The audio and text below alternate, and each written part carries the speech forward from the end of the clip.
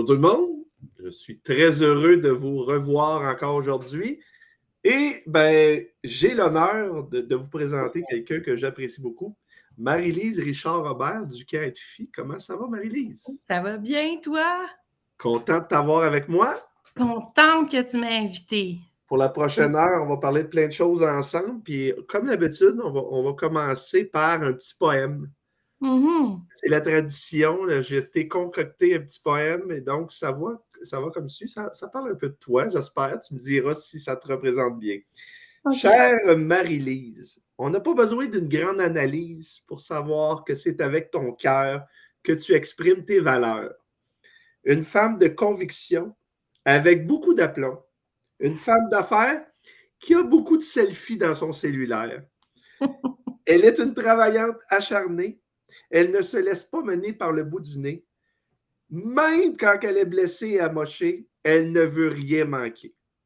On s'est découvert au CA, une relation qui a débuté coup-ci, coup-ça. Il a fallu une soirée d'animation et un peu de boisson pour qu'on soit au même diapason. Tu es une femme à découvrir, il suffit de s'ouvrir. Tu es comme le bon vin, tu gardes le meilleur pour la fin. Oh, voyons, j'ai le goût de pleurer. C'est vraiment émouvant. C'est pas C'est pire? vraiment... Ben, ça me représente bien.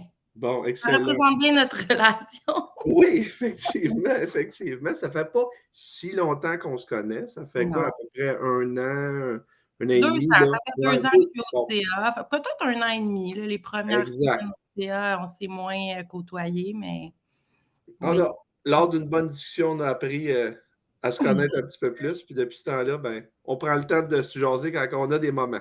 C'est ça, exactement. Aujourd'hui, on va parler plus de toi et on va commencer avec ton enfance, là. Je veux savoir comment elle était, la petite Marie-Lise, là, à l'école primaire. C'était quel genre de fille? Hey, je te dirais probablement quand même ce que je suis encore aujourd'hui. Il y a quand même des choses qui demeurent. Une personne quand même à prime abord discrète, que je pense que j'étais aussi un enfant qui était assez discrète au départ. Tu sais, quand j'arrive dans un groupe, quand je rencontre des gens, quand j'arrive dans une activité, c'est ça, plus en retrait, j'observe, j'essaie de comprendre un peu les dynamiques. Tu sais, moi, j'étais le genre de petite fille que, tu sais, c'est vraiment un running gag dans ma famille, là, mais tu sais, mes parents m'avaient inscrit à des cours de natation. Puis, les 10 semaines de cours, je suis restée sur le bord de la piscine et j'ai fait aucun exercice. Et, et là, évidemment, la monitrice de natation est allée voir mes parents. Elle a dit, écoutez, la semaine prochaine, c'est les évaluations, c'est sûr qu'elle ne passera pas son niveau. Elle n'a fait aucun exercice de la session. Mais mes parents étaient découragés. Voyons, Marie, let's go, tu sais. Puis finalement, écoute, au moment où c'était les examens, j'ai tout réussi. Fait que toi, Alors, tu j'ai eu observais comment ça se passait, là. c'est ça. Non, mais c'est vrai. J'ai été souvent comme ça, tu sais, j'ai été souvent celle qui, tu sais, qui est pas. Mais une fois que je suis à l'aise, tu sais, quelqu'un d'impliqué, tu sais, qui a du leadership, qui aime ça monter des projets. Déjà, j'étais au primaire, je me souviens, en 5e année, j'organisais le bingo des maternelles à Noël. J'étais sur le conseil étudiant. Quand je suis arrivée au secondaire, j'avais monté une grosse troupe de danse. On avait parce qu'au secondaire où j'allais, c'était primaire, secondaire. J'avais monté une troupe de danse avec 2 de mes amis, puis on faisait des spectacles devant 500-600 parents à la fin de l'année. Fait que, même à l'université, j'étais dans le comité album, puis j'ai toujours aimé ça quand même m'impliquer, mais ça me prend toujours un petit moment, là, comme je te dis, depuis que je suis petite, pour prendre le temps de... Tu as quand même un franc-parler. Est-ce que dès le primaire, quand c'était le temps de s'exprimer, tu étais capable, par contre, d'émettre ton opinion puis de dire je suis pas d'accord avec ce qui vient d'être dit ou c'était plus tranquille à cette époque? C'était plus tranquille. C'était Quand plus... est-ce que c'est apparu cette affirmation de soi, de dire regarde, moi je pense peut-être différemment des autres, je m'exprime, puis c'est pas grave? Oui. Écoute, je te dirais, il y a un événement dans ma vie qui a quand même changé mon, tu sais, le côté, on a peur du jugement que les gens vont porter sur nous. Ça va être vraiment ridicule, là, je m'excuse d'avance. Non, mais c'est que j'allais à l'école secondaire à l'Académie La Fontaine ici et il y avait un carnaval à chaque année. Puis en secondaire 2, en fait, c'était le moment du carnaval et tous les groupes devaient présenter un numéro. Donc, chaque classe présentait un numéro. Et fouille-moi comment, parce que ça, c'est typique de ma vie, je me retrouve toujours mêlée dans ce genre de situation-là. Je ne sais pas pourquoi je me suis retrouvée avec mon groupe d'amis, que c'était nous qui organisions, en fait, le spectacle. Et alors que tous les groupes faisaient des numéros de cheerleading, puis tu sais, de trucs pour les mettre en valeur, nous, on avait décidé de se mettre un sac à poubelle avec une cravate pour se déguiser en Flintstone et de faire la chorégraphie la plus humiliante de l'histoire de l'humanité, là, je te le dis. Et là, donc, tu te présentes devant les 1000 quelques élèves de ton école et je me souviens, la chanson a commencé, on est rentré en sac à poubelle, en Flintstone, on a commencé notre chorégraphie et on a entendu les gens, là, tu sais, là, mourir de rire, là. Puis on a entendu parler de ça, là. Puis ce jour-là, j'ai été tellement gênée, puis j'avais tellement honte parce que jusqu'à ce moment-là, j'étais la petite Marlise que, tu sais, tu me croisais dans le corridor, mais tu sais, bien discrète. Je me suis dit, hey, pour vrai, il n'y aura jamais rien de plus humiliant que ça. Fait que tu as vécu le pire. Maintenant, quand tu as quelque chose à dire, dis-le. Quand tu as quelque chose à vivre, vis-le. Puis, fait que ça a commencé à changer là. C'est fascinant comment un événement peut changer des fois. Tu as pris un autre chemin, tu t'es Absolument. éloigné. Absolument. Puis ça m'a aidé, tu sais, après ça, dans tout, là, au niveau de l'animation. Tu sais, je suis sûre que si tu demandais à mes parents, quoique déjà très jeune, tu sais, j'organisais, je t'ai apporté quelque chose, OK? Oh, C'est cadeau qu'à un moment donné, surprise! oui, oui, je t'ai apporté. C'est qu'à un moment donné, avant de faire, de venir travailler à être fille en temps plein, j'ai été enseignante, tu sais, et j'avais demandé à mes élèves de montrer il fallait qu'ils fassent une ligne du temps de leur vie. Fait que OK. moi, en exemple, j'avais fait ma ligne du temps, OK? Fait que j'avais mis, regarde ici la photo de moi en deuxième année, parce que moi, j'enseignais en deuxième année. Je ne sais pas si tu la vois. Oui. Et tu vois-tu tous mes toutous? Ils étaient tous placés en randonnion avec des feuilles. Comme, tu sais, parce que je voulais être prof. Puis là, regarde, ici, ça, c'est quand j'étais très, très jeune, ma première année d'animation. Tabarouette, OK. Déjà, quand j'étais vraiment tout petite, tu sais, j'avais une garderie dans le sol chez mes parents. J'avais genre 10 ans, puis je gardais tous les petits voisins là, autour. Je les amenais en sortie au Pays des Merveilles. Puis les parents étaient contents. Mais tu sais, j'avais 10, 11 ans. Là, c'était pas... J'avais 7, 8 petits amis avec moi. Je mettais en cirque. Je les amenais en sortie. Genre, tu sais, on faisait à dîner. Fait que j'avais quand même ce côté-là. Fait que, tu sais, mes parents diraient qu'ils ne sont pas surpris que je finisse prof ou en animation. Mais le côté vraiment... Non, je pense que mes parents diraient qu'ils ne sont pas surpris que je m'affirme Mais non plus. est-ce que déjà au primaire, tes parents t'inscrivaient dans les camps? Est-ce que tu faisais des camps étant jeune? Je ne suis jamais allée dans les camps. Tu n'es jamais allé dans les camps, mais tu faisais ton propre camp avec tes amis, avec tes Ça, voisins et tout ça. c'est ça. J'ai fait une année, une semaine dans un camp de vacances. Et j'ai détesté ça. On ne dira pas c'est où. Ça n'existe plus, donc c'est permis maintenant. OK. Mais Fait que c'était pas un souhait quand tu étais jeune, tu disais pas j'ai le goût d'aller au camp, parce que là, tu sais, tu disais, tu organisais ça dans ta cave, tu aurais pu dire hey, moi aussi, je veux le faire, je veux le vivre vraiment un camp, mais non, tu t'amusais avec tes amis, tout ça. Donc, ça part de où l'histoire avec les camps pour toi? ben, c'est qu'en fait, je pense que j'aime animer. Tu sais, j'aime faire vivre une expérience. J'aime ça. Je pense que je suis une personne quand même créative. J'aimais ça, organiser des affaires, faire des chasses au trésor, voir la réaction des gens quand ils vivaient. Tu sais, tout ça, j'aimais ça. Mais je suis d'emblée pas une personne qui aime tant que ça se faire animer. Fait que, tu sais, quand j'allais, mettons, à la petite fête de quelqu'un puis qu'il y avait un clown, je m'amusais pas tant que ça, tu sais. Fait que, puis tu sais, encore aujourd'hui, sauf quand c'est toi qui animes, tu es un Oh, excellent animateur, il faut quand même ça se le dire. Mais encore aujourd'hui, tu sais, c'est ça, je suis pas un super bon public à animer. Je préfère, je sais pas, j'aime ça moi animer, j'aime ça faire vivre quelque chose aux autres, j'aime ça. Donc, je pense que comme quand j'ai commencé ça dans mon sous-sol, puis à un moment donné, à 14 ans, j'étais allée au Pays des Merveilles, puis j'ai été le petit chaperon rouge. Donc, je racontais, je faisais des théâtres de marionnettes pendant comme 2 semaines, mais ça n'avait pas été une super belle expérience pour moi. Puis finalement, je me suis retrouvée comme assistante monitrice au camp de la ville. Puis j'ai fait quelques années là comme en animation, puis je me suis découvert un côté sais, pas avoir peur du ridicule, animer des choses. Puis c'est sûr qu'au camp de la ville, c'était loin de ce que, par exemple, nos animateurs vont vivre au camp IFI, là. C'était, tu sais, t'as 2 ballons, t'as une montagne, bon été, là. Fait que ça allait vraiment chercher, tu sais, notre système D, puis nous assurer, on avait les mêmes jeunes les 8 semaines, fait que nous assurer qu'ils vivaient des choses différentes. Tu sais, ça, c'était quelque chose que j'ai beaucoup aimé. Mais j'ai jamais eu vraiment l'appel de me dire j'ai envie d'aller, moi, comme campeuse au camp. Est-ce que tu peux dire là, ton passage comme animatrice, est-ce qu'il y a des choses que tu as développées, tu t'es dit ça, j'aurais pas été animatrice, peut-être que comme professeur un peu plus tard, je l'aurais peut-être pas développé ça. Y a-tu des choses qui te viennent à l'esprit? Ah, bien vraiment, premièrement, la capacité d'adaptation. Tu sais, là, sur un 10 scènes, il arrive un événement, tu es capable de, tu sais, de te débrouiller, fait que changer vite de plan, tu sais, avoir un plan. Ah, tu sais, moi, j'étais le genre d'enseignante, là, moi, premièrement, je le dis tout le temps, j'ai de la difficulté à concevoir que tu peux t'en aller en enseignement si tu n'as pas, à un moment donné, travaillé dans un camp. C'est comme des outils totalement. Tu sais, moi, j'ai travaillé quand même dans Montréal-Nord pendant plusieurs années, puis c'est une clientèle très difficile. Et, tu sais, moi, j'étais le genre de prof, j'arrivais déguisée la première journée, puis j'amenais mon bac à costume, je déguisais mes élèves pour prendre les photos sur les casiers, puis on faisait des mises en situation pour les routines. C'est tous des éléments que je faisais au camp avec mes jeunes. Tu sais, je me déplaçais dans le corridor en agent secret avec mes élèves, puis fait que ça m'amenait à faire beaucoup moins de discipline. Puis je pense que ça faisait en sorte que les enfants avaient beaucoup de plaisir dans ce contexte-là, même si c'était à l'école.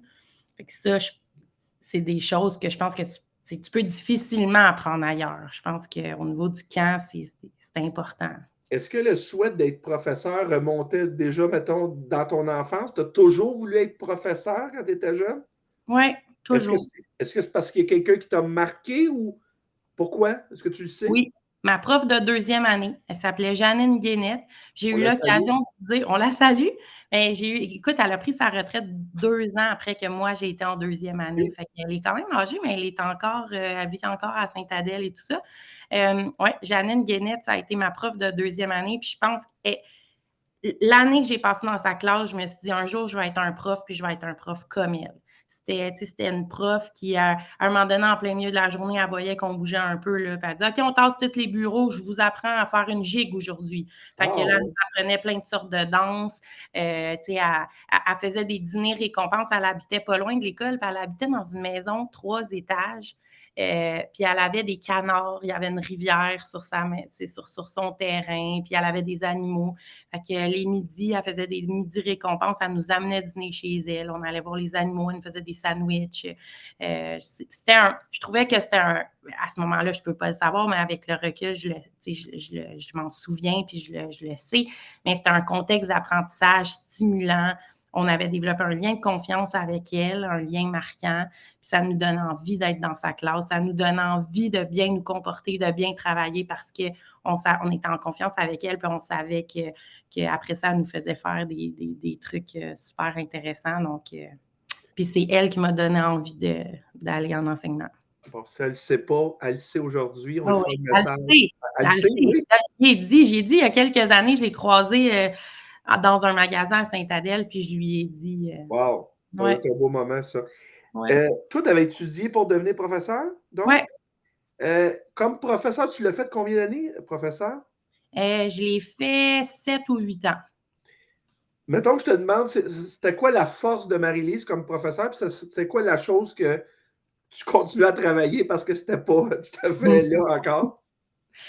Ma force, je te dirais, je pense, c'était mon dynamisme, mon dynamisme, mon implication. Là. Moi, j'aimais ça. J'étais dans le conseil d'élèves, dans le comité HDA pour les élèves en difficulté. Je suivais beaucoup de formations, je m'embarquais dans des projets. Fait que ça, je pense que ça me tenait motivée. Ça faisait en sorte que mes élèves restaient motivés parce qu'il y avait toujours plein de projets sur la planche. Et je pense que les choses que j'avais à travailler, probablement mon franc-parler. Je n'ai pas le choix de te dire. Et tu en parlais avec les élèves ou avec tes collègues? Non. Avec la direction. OK, directement, oui. Non, mais dans le sens que je suis je n'ai pas une personnalité faite pour pour travailler dans ce milieu-là, je pense, dans le sens que c'est un milieu, pour une personne comme moi, qui est comme, hey, on va faire telle affaire, tu sais, de toujours te faire comme, ah, ben là, tu sais, on a des budgets, ah, là, tu peux pas être libéré, ah, là, ça, tu peux pas.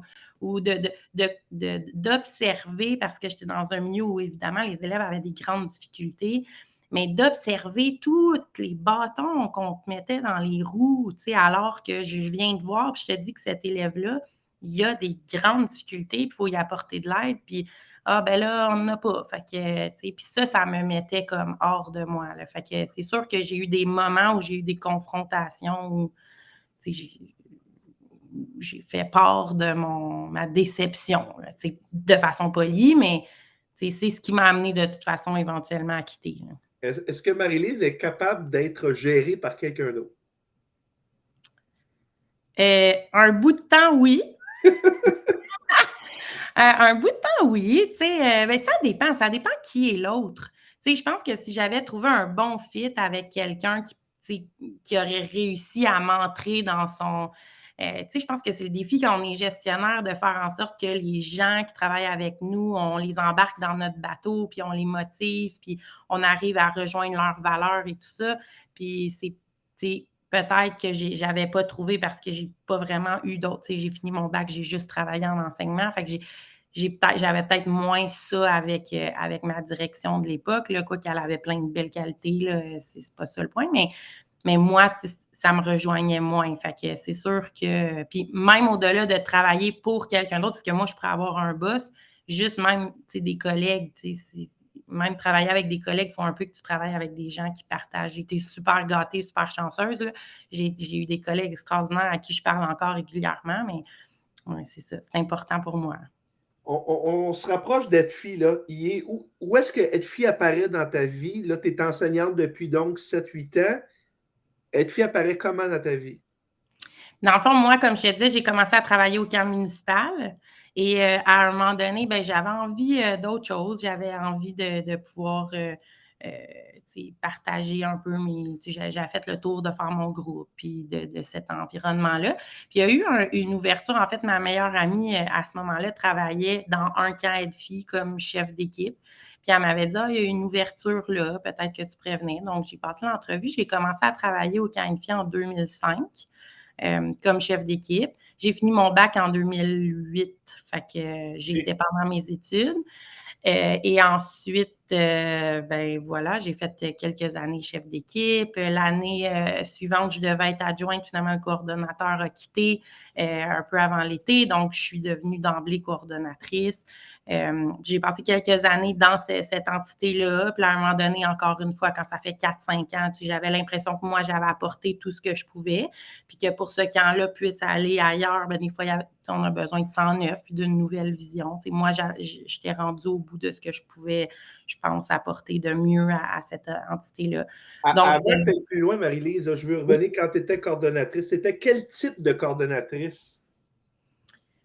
J'étais quel type? J'étais une coordonnatrice, je pense, très rassembleuse, très proche de mon équipe. Je pense que tu demanderais aux gens qui ont travaillé avec moi, une des choses qui me caractérisait, moi, j'achetais toujours des Kinder Surprise à mes, à mes moniteurs, là, puis à mon équipe. Puis là, tu vas me demander, mais pourquoi donc? Ben Parce que oui. moi, je leur disais tout le temps, hey, y a-tu de quoi de plus fun qu'un Kinder Surprise? Parce que quand tu l'ouvres, tu sais jamais qu'est-ce que tu vas avoir comme surprise dedans. Fait que moi, je leur donnais ça en émulation, puis je leur disais, écoutez, je vous le donne. La journée, vous allez avoir eu une mauvaise journée.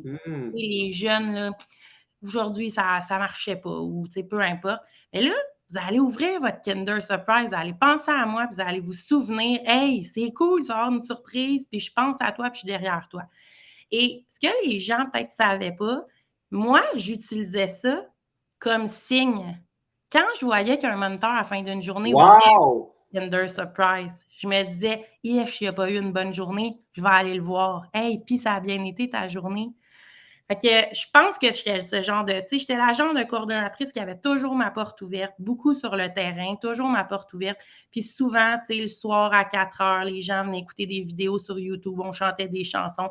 Et plusieurs te diraient, elle faisait rien, elle était tout le temps assise, puis mais non, moi, je pense que c'était ma partie la plus importante de ma journée parce que c'est le moment où les gens venaient et me disaient, hey, ça aujourd'hui, hey, ça, cette activité-là, c'est poche, hey, ça, c'est tout pété, hey, ça. C'est là que j'allais chercher les éléments les plus importants qui me permettaient de donner après ça un meilleur service et être plus proche de mon équipe. Là. Quelle bonne idée, Marie-Lise, honnêtement, là. Ouais. Oui, parce que ça a un double sens, tu sais, Oui, surprise que tout le monde apprécie, mais ils te permettent d'avoir un message. Tu sais, je trouve ça formidable. Puis tu as raison, pour avoir été chef de camp pendant 10 ans, moi, la période que je préférais, c'est quand tous les jeunes étaient couchés, puis je pouvais jaser avec mes animateurs. C'est là que mhm. j'apprenais le plus sur eux. Puis le lendemain, comme par magie, il y avait un changement dans l'attitude parce qu'on avait pris le temps de jaser. Moi, je disais, ma porte est ouverte même quand je ronfle. Tu sais, tu peux venir cogner, il n'y a pas de problème, je suis là. Absolument, mais je pense qu'on se rejoint vraiment là-dessus. Je pense que j'étais vraiment une personne comme ça. J'étais une personne sensible, vraiment sensible. Tu sais, des fois, ça m'a peut-être amené à des difficultés, par exemple, parce que si je sentais qu'il y avait des gens qui n'étaient pas contents, des choses comme ça, moi, ça vient me chercher. Puis, fait que, tu sais, ça, j'ai eu à travailler ça. J'ai encore à travailler ça. Mais, ouais, mais je pense que, puis j'ai, tu sais, en général, j'ai encore contact avec beaucoup de membres de mon équipe depuis plus de 10 ans. Il y en a beaucoup qui font encore partie de ma vie, puis on a vraiment développé un beau lien de confiance ensemble. C'est vraiment précieux pour moi. Je ne suis pas surpris. Donc, tu fais 4 ans comme coordonnatrice. Par la Oui, suite, qu'est-ce qui se passe? puis après ça, je me dis, bon, ben là, j'ai fait le tour de ce camp-là parce qu'au camp INFI, on a différentes entités. Donc, dans cette entité-là, j'avais fait mon temps. Là, c'est sûr, j'étais rendue enseignante, fait que je travaillais toute l'année. Puis c'est sûr que, tu sais, quand on est enseignant, à la fin de l'année, il y a toujours comme les journées pédagogiques qui sont souvent notre première semaine de camp. Ça me demandait quand même souvent des négociations avec ma direction d'école parce que ça se chevauchait. Donc là, tu sais, je me suis comme, j'avais discuté à ce moment-là avec mon patron, avec mon supérieur, qui lui était comme, qui avait un poste à temps plein. C'est le directeur général, travaillait à temps plein. Puis lui, il me disait toujours, Marie, prochain poste à temps plein qui s'ouvre, ça va être toi, ça va être toi. Puis je me disais, bon, mais tu sais, je vais continuer, je veux rester dans le loop, je veux, tu sais, je veux pas qu'on m'oublie parce que j'aimerais ça venir travailler à temps plein éventuellement. Et éventuellement, on a ouvert un nouveau camp, un nouveau site. Donc, il m'a proposé, est-ce que tu veux aller ouvrir ce nouveau site-là? Donc là, j'ai passé 2, 3 ans là. Puis après ça, ben là, j'avais fait mon temps là aussi. Donc, il m'a proposé d'être son adjointe. Donc, c'était toujours de façon saisonnière. Mais là, je faisais la tournée des camps. J'allais m'assurer que le service était bien rendu. Je faisais des petits rapports. J'allais apporter du soutien au cours d'eau.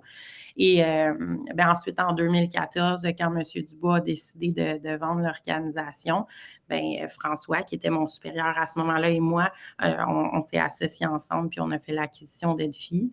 Et donc là, j'avais pris une année sans solde de mon poste parce que là, j'avais ma permanence, j'avais mon poste permanent, tout ça, à la Commission scolaire de Montréal. Et j'avais pris une année sans solde, puis j'avais dit à François, tu sais, je vais venir essayer avec toi, puis tout ça. Puis au pire, si j'aime pas ça, ben, je vais reprendre mon poste, puis on nommera quelqu'un, puis je viendrai juste l'été. Mais je suis jamais retournée. Ça, on est en quelle année, là, rendu là? 2014. 2014. Est-ce que tu pensais à 2014 que tu resterais là, finalement? Est-ce que tu disais ça va être à long terme ou tu disais, bon, on va essayer, puis... Bien, je me disais, je vais essayer. J'avais des projets. Mon père est quand même un entrepreneur. Mon père est tu sais, j'ai grandi dans une famille de personnes entrepreneurs. Mon père, ça faisait longtemps qu'il me disait, t'es pas faite pour être, tu sais, dans la fonction publique ou t'es pas, tu sais, et c'est ça. Puis d'avoir une base de plein air, c'était comme un de mes projets de vie. Alors là, tu vas me dire, mais pourtant, tu n'y as jamais été toi-même. Tu as raison, mais j'étais quand même quelqu'un qui fait beaucoup de ski, qui fait du vélo, tu sais, j'étais quelqu'un qui aimait ça, le plein air et tout ça. Puis j'avais le goût de travailler avec les enfants, de faire vivre ça. Donc, avec mon père, j'avais quand même dans les années préalablement, tu sais, regardé quelques terrains, on pourrait développer des choses, certains projets. Donc, quand il y a eu cette opportunité-là avec Edfi, je me suis dit, bien, ça correspond vraiment à mes valeurs, à ce que je veux faire vivre. C'est une organisation qui est bien établie, que je connais bien parce que j'y grandis depuis plusieurs années. Donc, comme je te dis, je voulais essayer parce que j'aimais quand même beaucoup ça, enseigner. Tu sais, si on enlève là, le côté plus la paperasse, puis le fait que on a certaines barrières, le contact avec mes élèves au quotidien, j'adorais ça. Fait que c'était plus, j'avais peur, est-ce que je vais être capable de faire mon deuil de Ouais. ça? Est-ce que ça a pris un certain temps? Est-ce que tu l'as fait complètement? Non, non, Oui. je n'y retournerais pas, mais ça, tu sais, presque tout mon réseau social, mes amis sont enseignantes ou dans le Mhm. milieu.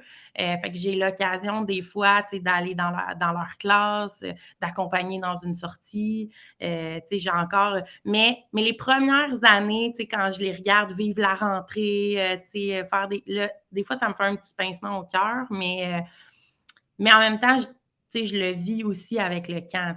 Mais c'est que je me disais, est-ce que ce quotidien-là, en directement avec les enfants, parce que c'est sûr que dans mon rôle actuel, oui, là, je les vois, les enfants, j'interagis avec eux, mais pas comme le lien que tu développes en 10 mois avec des élèves. Bon. Fait que, ouais. Il y a des gens peut-être qui connaissent moins EDFI. Fais-moi donc un petit résumé. C'est quoi ça, EDFI? Est-ce qu'on dit EDFI international? EDFI, c'est quoi l'appellation juste? C'est Edfi International, mais Edfi, c'est comme son petit nom, son petit surnom. Parfait. Ben, Edfi, c'est drôle que tu m'en parles parce que la semaine prochaine, je donne une conférence à la Société d'histoire de Valmorin sur Edfi. Puis j'ai eu plusieurs échanges avec le fondateur dernièrement là-dessus. Puis M. Dubois, qui a fondé le camp Edfi, il est quand même plus âgé. Là. Il a fondé le camp Edfi en 1965 et c'est comme le seul détenteur de la mémoire de l'organisation. Fait qu'il a écrit ses mémoires aussi qu'il nous a fait parvenir là, en privé, que j'ai eu l'occasion de lire, de lui poser plein de questions. Fait qu'Edfi, à la base, M. Dubois, en fait, lui, c'était un professeur d'éducation physique, donc il a été formé en éducation physique. Et il trouvait dans les années 60 que, en fait, l'éducation physique, ça n'existait pas dans le cursus scolaire. Donc, il me disait qu'il y avait une poignée d'établissements qui faisaient ce qu'on appelait de la culture physique. Mais l'activité physique là, pour le développement des enfants, c'était inexistant dans le cursus scolaire. Lui, c'était un joueur de baseball professionnel qui a joué dans les ligues majeures aux États-Unis et tout ça. Finalement, il a quitté ça là, au cours de sa carrière. Il est revenu ici. Mais lui, il avait une grande préoccupation. Puis il me disait, dans les années 60, les sports qui étaient connus, c'était le baseball, le hockey, puis le football. Mais il dit, il n'y avait pas d'intérêt pour les sports amateurs, alors que les sports amateurs, ça amène beaucoup au développement et tout ça. Donc, il a travaillé à Ville-Saint-Laurent à développer des terrains de jeu. Ensuite, il a développé un centre de loisirs à Terrebonne. Puis, il s'est fait approcher par Marcel de la Sablonnière, qu'on connaît par le Petit Bonheur, pour fonder l'Association nationale des centres de loisirs. Donc, le gouvernement fédéral avait donné comme mandat à Marcel de la Sablonnière, je veux que tu fondes une association où, à travers le Canada, tous les centres de loisirs vont se mettre ensemble et vont, comme premier mandat, faire une étude de comment se vit le loisir, le plein air, l'éducation à travers le monde pour voir où au Canada on se situe puis de quoi on pourrait s'inspirer. Donc, M. Dubois a fait le tour d'une vingtaine de pays dans le monde. Il est allé observer comment les gens vivaient le plein air, le loisir, tout ça. Ils sont revenus ici, ils ont écrit un rapport et lui, il s'est dit, je dois absolument fonder un centre un centre de plein air comme celui d'Edfi parce qu'il dit, il n'en existe pas. À ce moment-là, il y avait le Petit Bonheur seulement. Sinon, c'était plus au niveau, puis même le Petit Bonheur, c'est vraiment plus lié aux communautés religieuses et c'était tous des OBNL. Donc, lui, il a décidé de faire l'acquisition de notre terrain qu'on a maintenant à Valmorin et de développer le camp Edfi, qui a été le premier centre de plein air privé, qui a été le premier centre de plein air mixte, donc qui accueillait des garçons et des filles, qui a été le premier centre de plein air aussi à faire de l'accueil de groupes scolaires. Donc, ce qui a amené M. Dubois ensuite à travailler avec le ministère de l'Éducation puis à participer au développement des cours d'éducation physique à travers les programmes scolaires. Donc, Edfi, ça a commencé comme ça. Monsieur Dubois est un grand fan de Pierre de Coubertin, qui est à l'origine, évidemment, de l'olympisme. Québec, oui. Exactement. Donc, M. Dubois avait, entre autres, un très grand intérêt pour ça. Il a organisé en 64, 66 et 67 les Jeux gymniques qu'on appelle. C'était des gros jeux. Là. C'était un spectacle de 2 heures. Il y avait 8000 athlètes de partout au Canada.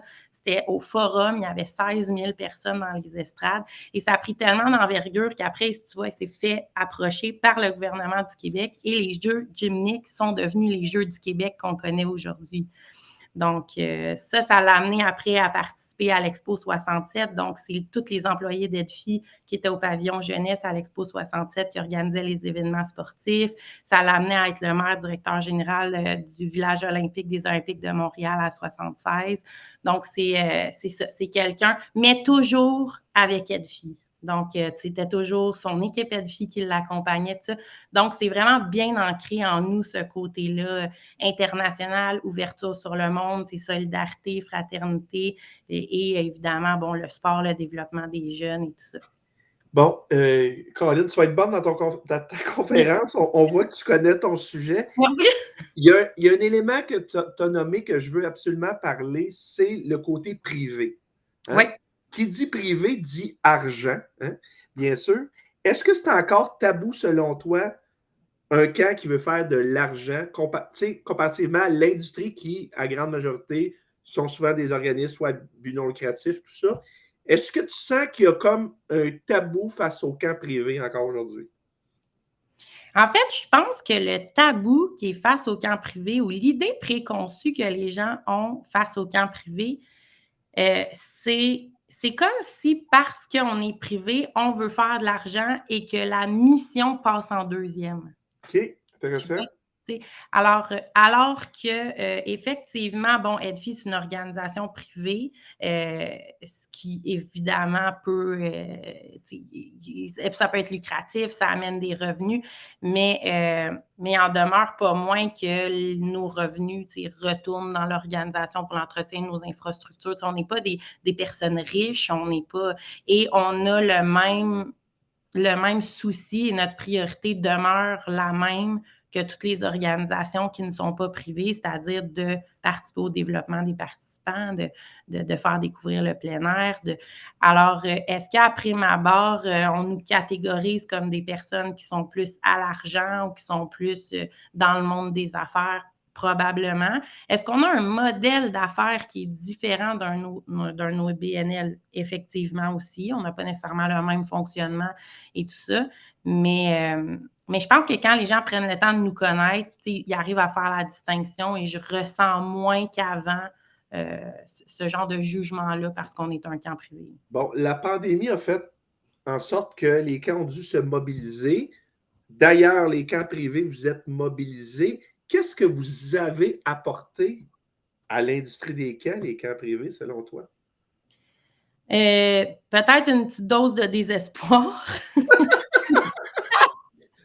d'instinct de survie, parce que quand tu es privé, puis tu sais, j'enlève pas évidemment l'importance de l'emploi et tout ça, mais tu sais, quand tu es privé, je veux dire, moi, ma maison, mes avoirs, mes REER, je veux dire, moi, je cautionne tout personnellement sur mon organisation. Fait que demain, mon organisation ferme, je perds tout ce que j'ai accumulé dans ma vie. Fait qu'il y avait ce côté-là. Puis les camps privés, ben, on est très rarement pour ainsi dire, jamais inclus dans tous les programmes de subvention ou d'aide et tout ça.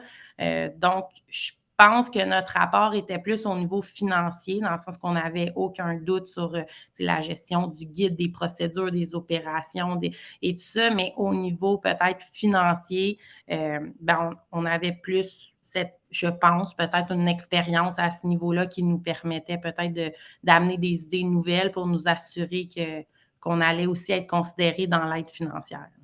Est-ce que la pandémie, bon, ça a fait mal à plusieurs organisations? Il y a des organisations qui ont comme ça, il y a eu une vague, puis après ça, c'est comme si, bon, c'était passé, c'est tout. Est-ce que ça vous a touché fortement? Est-ce que financièrement, ça a été une période difficile pour vous? Ça a été une période difficile. Je pense qu'une des choses qui nous qui était intéressante ou un genre de filet de sécurité pour nous, c'est que je pense pas qu'il y a d'autres camps de vacances ou bases de plein air qui ont cette formule-là, mais nous, au Camp Edfi, dans nos installations, on a un collège privé de 400 élèves annuellement. Donc, nous, dans le fond, on loue nos installations 10 mois par année à un collège privé.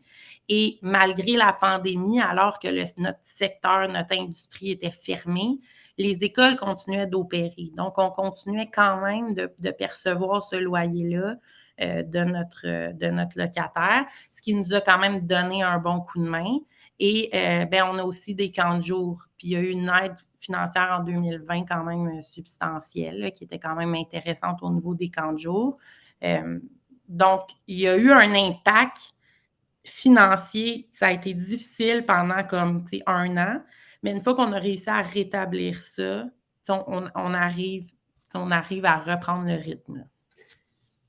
Excellent. Il faut que je te fasse une anecdote parce que moi, le premier camp de vacances que j'ai été, c'est à Edfi. Oui. En 6e année au primaire, c'était notre espèce de bal des finissants qui se passait au camp Edfi. Et tu me connais, quand je suis dans des soirées, je m'arrange qui durent le plus longtemps possible. Et alors qu'on avait 2 pavillons séparés, les gars et les filles, bien sûr, en soirée, après avoir fait mon premier slow à vie avec une charmante demoiselle, j'ai décidé que je voulais poursuivre la fête. Et donc, dans une chambre. Oui, pendant que tout était fermé, je me suis glissé dans le pavillon des filles. Et là, on avait bien du fun jusqu'à temps que le professeur cogne à la porte.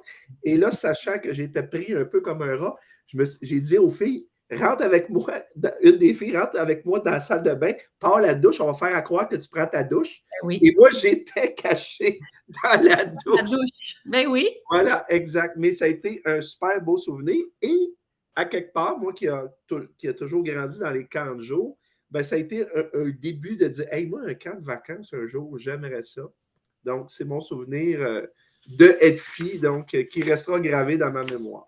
Mais je suis contente, puis ce que j'aime, puis je le disais à M. Dubois, le fondateur, parce que M. Dubois, c'est sûr que, je te disais tantôt, il était maire des Jeux du village olympique, il a eu l'Ordre du Canada, il a reçu beaucoup de prix, il a eu beaucoup de réussites, mais à chaque fois qu'il m'en parle, ou qu'il m'en parlait, puis je lui disais, il me disait, les Jeux olympiques, on était ambitieux. Je disais, avez-vous réussi vos ambitions?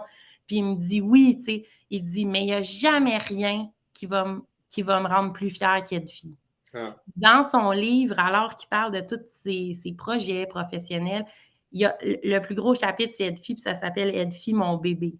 Puis et quand il m'a dit, ce qui me rend le plus fière, c'est que vous poursuiviez l'aventure, que ça continue, même si c'est plus notre famille. Puis je lui disais, puis je le pense sincèrement, pour moi, l'acquisition d'Edfi, c'est pas une opportunité, c'est un privilège. C'est un privilège pour exactement ce que tu viens de dire là, parce que tous les gens à qui je travaille, ils ont toujours une petite, à qui je parle d'Edfi, ils ont une petite anecdote. Hey, j'étais allée là, on a fait ça, tout ça, puis ça me fait toujours plaisir. Puis c'est comme, des fois, j'en reviens pas, qu'Edfi, maintenant, c'est nous, c'est notre équipe, c'est fait que ça me fait plaisir que tu aies vécu ça. On est rendu à la période où est-ce que c'est pas moi qui pose des questions, c'est l'invité précédent, donc Mélodie Poulain de Granby. Donc, elle avait 3 questions pour toi. Parfait. La première, quel est l'endroit où tu te sens le mieux dans ta vie? L'endroit où je me sens le mieux dans ma vie, je dirais à mon chalet. Et la deuxième sous-question à ça, c'est est-ce que tu y vas assez souvent, cet endroit-là? Non. Pourquoi, Marie-Lise? Pourquoi? En fait, c'est le chalet familial. Donc, c'est un chalet que mon père a construit quand on était jeunes. C'est drôle, c'est juste à côté du camp Nominain. C'est à Nominain. Fait que je vois souvent les jeunes du camp quand je vais la fin de semaine. Donc, c'est ça. C'est un endroit paisible. Mon père, il a les terrains de chaque côté. Donc, il n'y a pas de voisins proches. Il y a une partie que c'est la réserve faunique. Fait qu'il n'y a pas de construction, c'est super tranquille. Donc, j'adore ça. Mais c'est sûr que les meilleures périodes période pour y aller, c'est l'été. Donc, c'est difficile. Et comme c'est chalet familial, c'est sûr que c'est prioritairement mon père qui y va. Et mon père étant dans la construction, ben, les vacances de construction, c'est l'été, tout ça, fait qu'on a moins de disponibilité, mais on essaye d'y aller le plus souvent possible. Ben, peut-être qu'il va falloir un jour que tu aies ton propre chalet, comme ça tu vas pouvoir y aller quand tu veux. Deuxième question de Mélodie. Si tu gagnais à la loto, que ferais-tu? Le premier move que tu fais, la première chose que tu fais? J'investis, et c'est drôle parce que mon chum et moi, avec un petit verre, on a souvent cette discussion-là.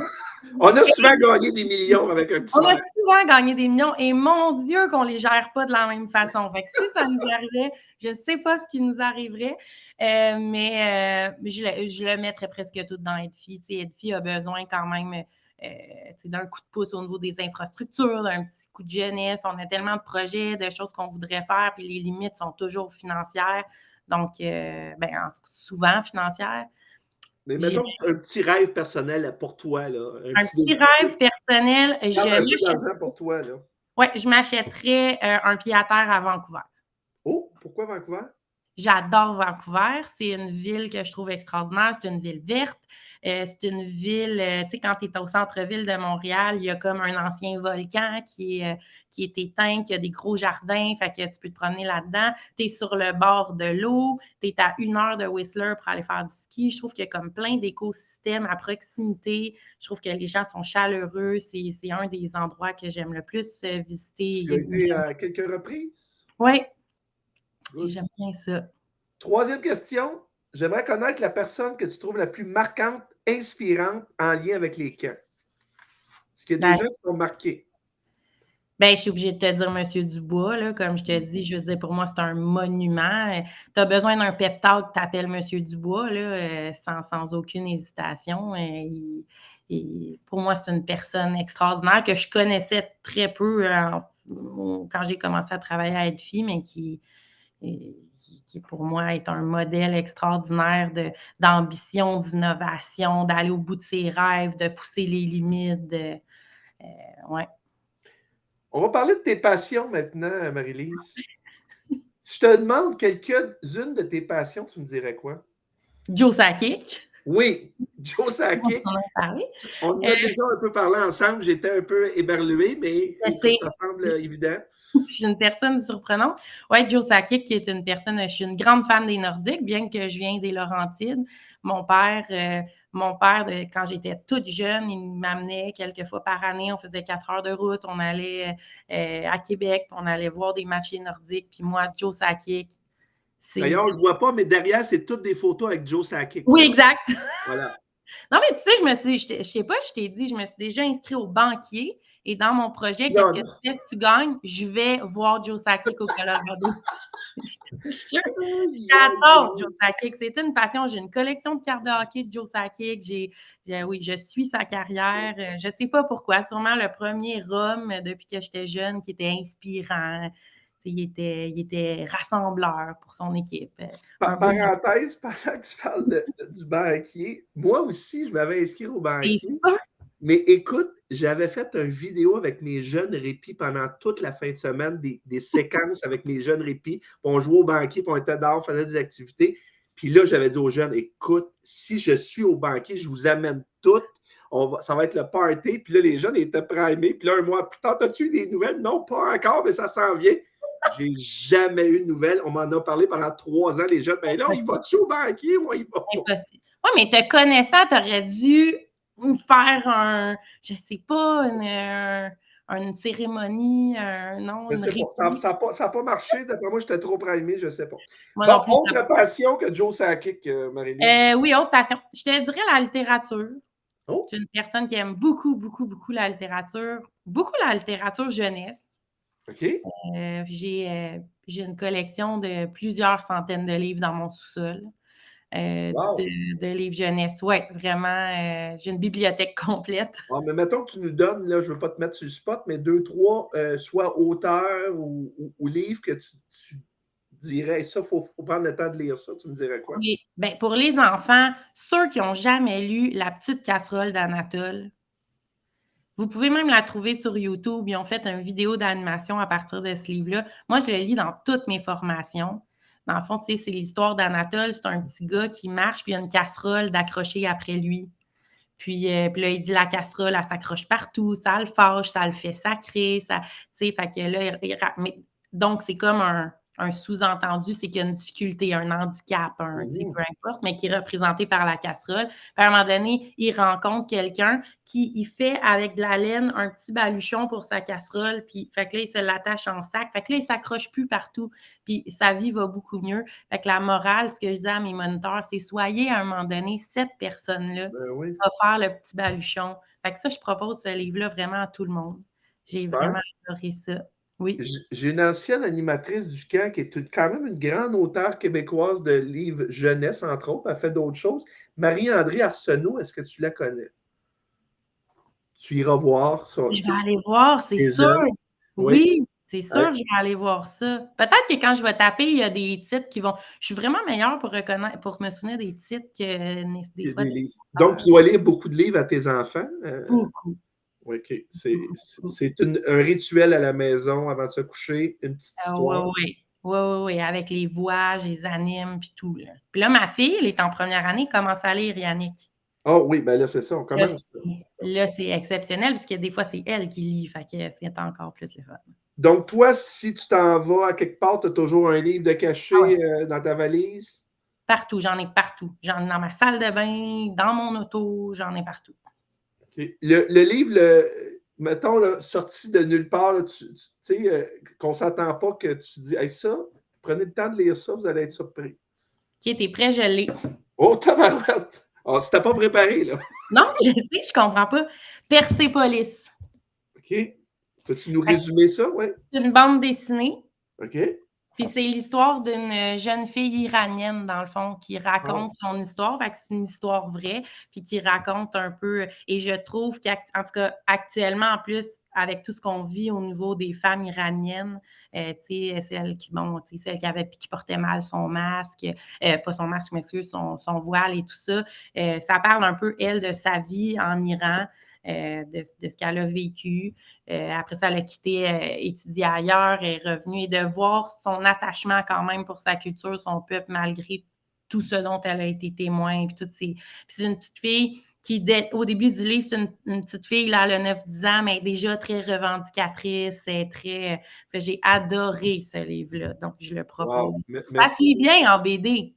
Ben oui, et puis parlant de BD, mon garçon Hugo, qui vient juste d'avoir 10 ans, son grand-père a décidé pour cadeau, il s'est dit, il tripe sur les BD, Hugo. Fait que, j'ai dit, il aurait pu acheter 2-3 BD de même, simplement. Non. Lui a décidé qu'à sa fête, il a fait manquer une journée d'école. Il l'a amené à Montréal. Il a ouvert un magasin de BD qui était fermé à cette heure-là habituellement, le matin. Et il a dit au gars, vous allez prendre mon petit-fils, vous allez le promener, vous allez lui conter plein de choses. Puis à la fin, il va s'acheter 5 BD que vous avez conseillés. Fait qu'ils ont passé 2 heures tout seuls dans le magasin avec le vendeur qui expliquait différents styles de BD. Écoute, ça a été formidable pour lui. Son frère est tellement... Hugo est tellement généreux qu'il a ramené des BD pour son frère et sa sœur en disant « Ah, je pense que c'est un sujet qu'il aimerait ça, puis tout ça. » Fait que c'est une expérience qu'il va se souvenir toute sa vie, c'est sûr. Mais puis je pense, tu sais, j'en profite s'il y a des gens qui écoutent encore, j'espère, à 48 minutes. Ben oui. Non, mais mon ancienne coordonnatrice de mon camp de vacances, qui s'appelle Laurence, elle a réalisé un de mes rêves. Elle a ouvert une librairie jeunesse à Sainte-Adèle. Ça s'appelle la librairie Le Sentier. Fait que c'est une petite maison, tu sais, quand même vieille, avec beaucoup de cachets. Fait qu'ils ont acheté la petite maison, ils l'ont transformée en librairie jeunesse. Elle, c'est une ancienne enseignante aussi. C'est une ancienne fille des camps. Fait qu'elle est super fine, super dynamique. Une super libraire. Donc, il y a quand même une section adulte aussi au deuxième, mais c'est principalement à vocation pour les jeunes. Puis, s'il y en a qui passent par Sainte-Adèle, ça vaut le détour. Dernière question sur les passions. Là. Un jour, je sais que tu travailles très, très fort. Un jour, tu vas prendre possiblement ta retraite. C'est quoi la passion que tu aimerais développer que tu n'as pas le temps de faire présentement? Est-ce qu'il y a quelque chose qui vient à l'esprit? Oui, j'aimerais ça écrire un livre. Oh oui! J'aimerais. J'ai commencé à écrire un livre, Ah Yannick. ben ça, je ne le savais pas. Je suis content. Un scoop! Un scoop! J'ai commencé à écrire un livre sur une de mes plus poches histoires d'amour, mais elle est tellement poche que ça fait C'est bon. bon. Elle est bonne. Fait Ça que va être si un dramatique, c'est quoi? non, ça va être un chick lit, là, tu OK. sais, que tu lis un livre qui est ten, là, mais j'espère qu'à ma retraite, j'aurai quelque chose, tu sais, je pourrais écrire un livre genre sur l'entrepreneuriat, sur les femmes en affaires, Wow. tu sais, quelque chose de cool, mais ou un livre jeunesse, j'aime, je vais souvent au Mexique avec mon chum et je capote sur les coatis. Tu sais, là, Je connais pas. c'est comme les ratons, mais du Mexique, ils ont un OK. long nez, je les trouve mignons au bout. Fait que je m'étais dit aussi que j'écrirais à un moment donné un album jeunesse dont le personnage principal serait le Quati. Ah, ben, écoute, Marie-Lise, il faut que tu le fasses, puis je vais être un de tes premiers lecteurs. Là. Quand tu vas sortir ça, faut que je le sache, puis Je ça va me faire t'envoie ça. plaisir. Oui, il faut que j'en profite. Il y a une nouvelle catégorie depuis septembre, c'est 2 sujets, un choix. Je te donne un mot, OK. puis tu as le choix entre 2 questions. Fait que c'est langue. Fait que est-ce que tu veux y aller avec langue française ou délier la langue? Laquelle des 2 questions tu vas Ah, avoir? langue française. Que penses-tu de l'avenir de la langue française? Est-ce que tu vois des différences, toi qui accueilles beaucoup de gens de l'extérieur du pays? Est-ce que tu as peur à ton français, en fait? Absolument. Je fais partie de ces gens, on en entend beaucoup parler actuellement aussi dans l'actualité. Je fais partie de ces gens qui ont une inquiétude par rapport à l'avenir de la langue française. Je pense que je pense que le fait évidemment qu'on est dans un pays majoritairement anglophone, là, ça a des incidences. Je pense que les nouvelles générations aussi, je pense que l'avènement des réseaux sociaux, tout ça, on commence à parler un peu en franglais. Je le vois avec avec mes Oh, enfants. Elle a 6 ans, puis moi, je n'utilisais pas ces mots-là en anglais quand j'avais 6 ans. Fait que je commence à avoir cet impact-là. Oui, puis je trouve que la langue française, c'est partie intégrante de notre culture, c'est partie intégrante de notre histoire. Et je suis quand même une fervente défendresse de la langue française. Et voilà. et c'est tellement vrai ce que tu dis. Moi, j'ai remarqué depuis 5 ans environ, les animateurs, les jeunes adultes, de plus en plus, ça parle, puis effectivement, c'est du franglais tout le temps. C'est Mhm. rare qu'il y ait une phrase au complet qui est en français, ça a un mot anglais. Ouais. Puis moi aussi, ça m'inquiète beaucoup. Et je me dis comment on va faire pour tourner la roue de l'autre côté. Est-ce que tu as une idée? Comment on va faire pour que ça soit important? Parce qu'on le sait, de plus en plus, les jeunes sont tournés vers l'international, Mhm. multiculturel, mais donc l'anglais, comment on va faire pour garder notre culture, notre langue? Mais je pense premièrement qu'il faut s'impliquer. Il faut rappeler à nos politiciens, surtout au niveau fédéral, qu'il y a 2 langues officielles au Canada. Donc, on ne peut pas répondre et faire la plupart de nos sorties toujours en anglais. Ça part de là, c'est nos leaders, c'est ceux qui... mais après ça, je pense que ça passe beaucoup par la promotion de la culture. Je pense, comme je te dis, la littérature, je pense que dans les écoles, de faire découvrir des auteurs québécois ou ça peut être français aussi, mais de lire en français. Il y a beaucoup de choses qu'on apprend. On apprend à bien écrire en français en lisant. Moi, je crois vraiment à tout ce que ça apporte, la lecture. La musique aussi, on en parle. Je pense qu'il y a des efforts qui sont faits par rapport à ça. Tu vas sur Netflix, maintenant, tu vas trouver tu commences à trouver des productions québécoises avec les gens qui parlent en français. De mettre la lumière sur les artistes qui chantent en français. Je pense qu'il faut réussir à le baliser pour toujours nous assurer que nos artistes, puis c'est ceux qui influencent, là, ben, il y a toujours une place pour ceux qui sont francophones. Est-ce que chez vous, c'est important pour toi de faire découvrir la musique francophone et les films québécois, par exemple? C'est important pour toi C'est super important, d'autant plus que je parle très mal anglais. Alors, Ça l'aide. au niveau du français, moi, je suis très à l'aise. Mais oui, c'est super important pour nous. Puis oui, on amène, moi, j'amène mes enfants à voir des pièces de théâtre. Je m'en vais avec ma fille voir les Cowboys fringants au Centre Bell, même si elle a 6 ans. On les amène voir des spectacles, on leur fait écouter. Puis comme je te dis, on lit beaucoup, beaucoup, beaucoup. Fait que Je souhaite vraiment que mes enfants...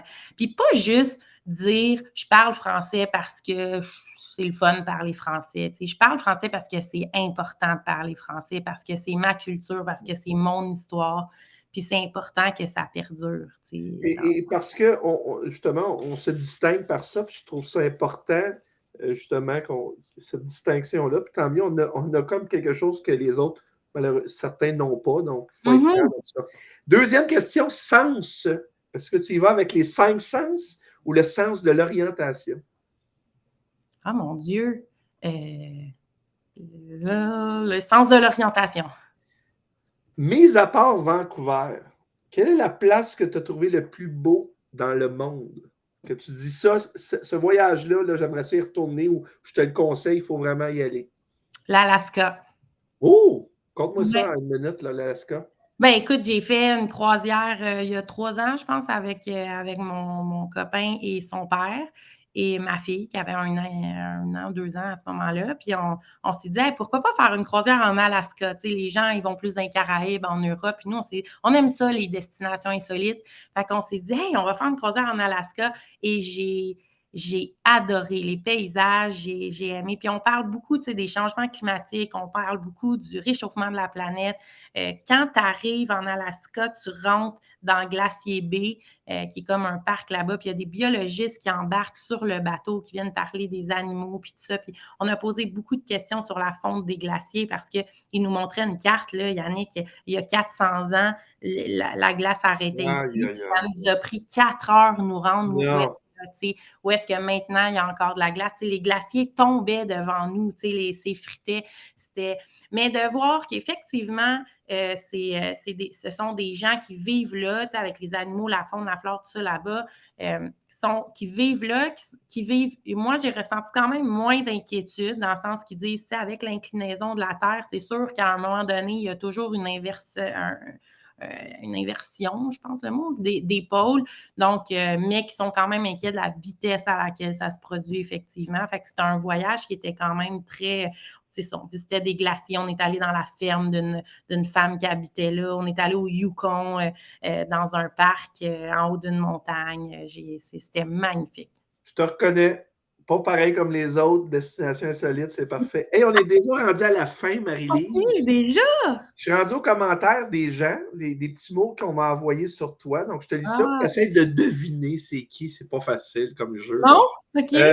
Donc, première personne, c'est une personne, donc, bien sûr, on parle de toi, c'est une personne agréable à côtoyer, toujours souriante, qui a un sens de la justice, engagée et qui travaille très fort pour arriver à ce qui est rendu aujourd'hui.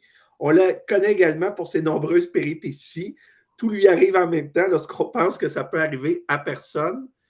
Je te donne un indice, c'est quelqu'un qui travaille avec toi sur le conseil d'administration.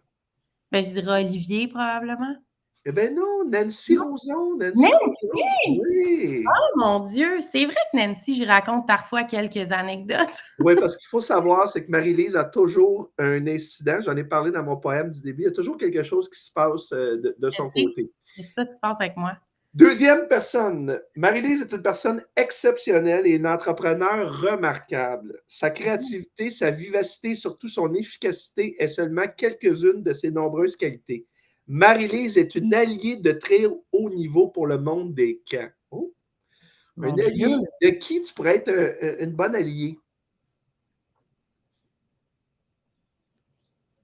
Miguel Ouimet. Ah, Miguel. Miguel. Mon nouveau mentor. Oui, bon, mais ça en prend, ça en prend.